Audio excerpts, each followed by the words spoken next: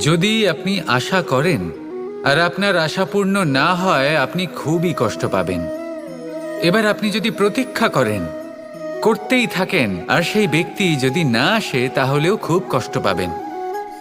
আর হলো তুলনা। আপনি যদি তুলনা করতে যান, তাহলে এটাই ভাববেন যে হয় আমি বা অন্য কোনো ব্যক্তি, এই দুজনের মধ্যে কোনো এক ব্যক্তি নিকৃষ্ট। আর এই ভাবনাটাই হলো অনুচিত।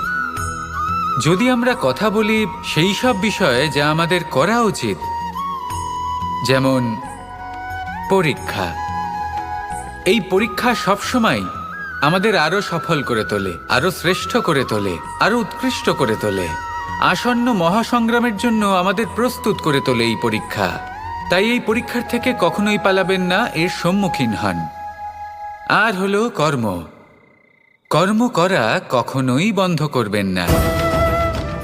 তুলনা করার